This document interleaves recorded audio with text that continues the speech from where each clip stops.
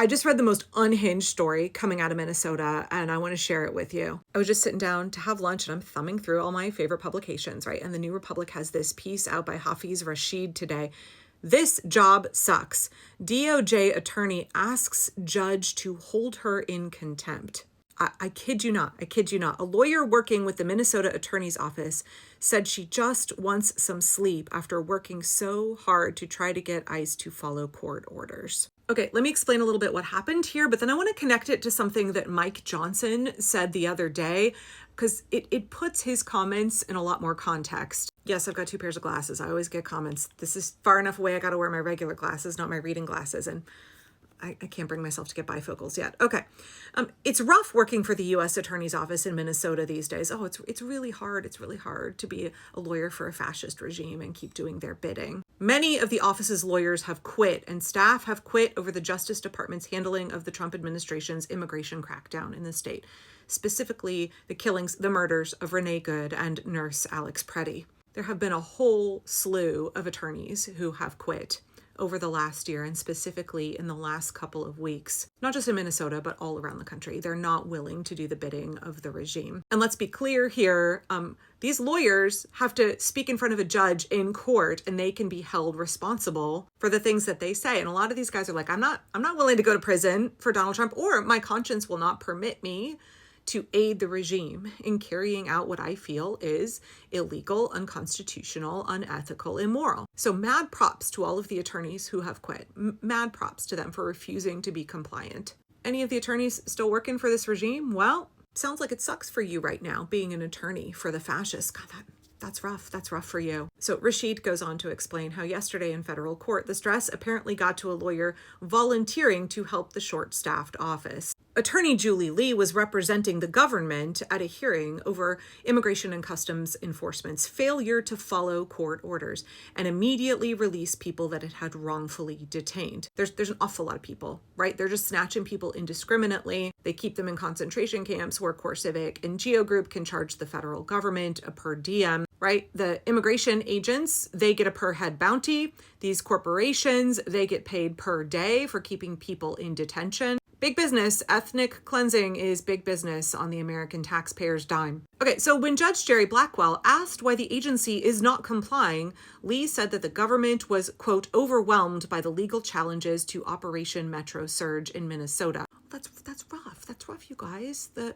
government is breaking the law over and over and over again, and the courts are trying to defend the rule of law. And they're upset because there's so many legal challenges because they're breaking the law so fucking much that they can't handle all of the court cases and court orders. So the attorney went on to say that trying to get ICE to comply with court orders has required nonstop work for an office depleted by resignations. I actually talked about this in a video that I published this morning. I'm looking for my book here. It's in Gene Sharp's From Dictatorship to Democracy. He talks about the 17 weaknesses of oppressive regimes. This book right here, From Dictatorship to Democracy. We are seeing weakness number 4, personnel and resources already allocated for existing tasks will not be easily available for new needs, like giant quantities of legal challenges. And we're seeing weakness number 8, deteriorating efficiency and competency of the bureaucracy, and how that strain yields the system's policies and operation no longer as effective. But in this Minnesota courtroom, to hear the attorney for the government say, I wish you would just hold me in contempt of court so I can get 24 hours of sleep. The system sucks. This job sucks. I am trying with every breath I have to get you what you need. Judge Blackwell said that he had called this hearing specifically to stress that ICE and other government agencies are not above the law. Some of this is your own making because of non-compliance with the court's orders, Blackwell said. I guess we're supposed to feel sorry for this government attorney because she's super tired. She's super run down because so many of her colleagues have up and quit because they don't want to work for a fascist regime carrying out an ethnic cleansing. According to the New Republic, Lee normally doesn't work for the U.S. Attorney's Office. She used to work as an attorney for ICE in immigration court. And last month, she volunteered to help prosecutors in the U.S. Attorney's Office deal with the many habeas petitions for immigrants in ICE detention seeking their release. Lee admitted to the judge that the court is out of its depth and not prepared to argue cases in federal court. We have no guidance or direction on what we need to do. Yeah, because this is a kakistocracy where not only are the least qualified running the show, but there's insufficient staffing to be able to have the government be functional in any capacity. I get that all of these immigrants deserve to have their habeas petitions heard. They deserve their day in court, right?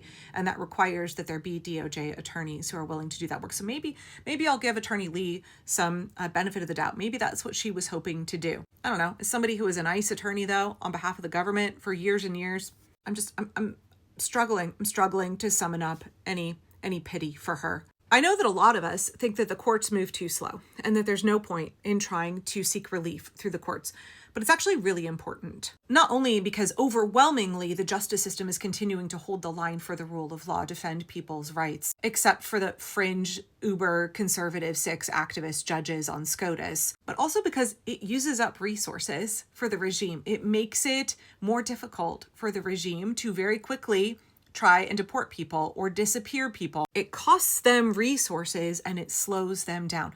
The justice system on its own was never going to stop this. It is an incredibly useful tool in a resistance movement to slow down the advancement of the regime. And it also really matters for the individual human beings who are seeking relief through the court and are still managing to get that relief and get released. So this government lawyer, Julie Lee, telling the judge in Minnesota, I wish you would just hold me in contempt of court so I can get 24 hours of sleep. The system sucks. This job sucks. I'm trying with every breath I have to get you what you need. And then complaining that the DOJ, the U.S. Attorney's Office, can't keep up with the volume of court cases. And her going on to say, we have no guidance or direction for what we need to do. That reminds me of something that Mike Johnson said. Yeah, closeted Keebler elf Mike Johnson had the audacity to say this. Imagine if we had to go through the process of getting a judicial warrant, an additional warrant, to go and apprehend people who we know are here illegally. How much time would that take? We don't have enough judges. We don't have enough time. It would take decades probably to do that.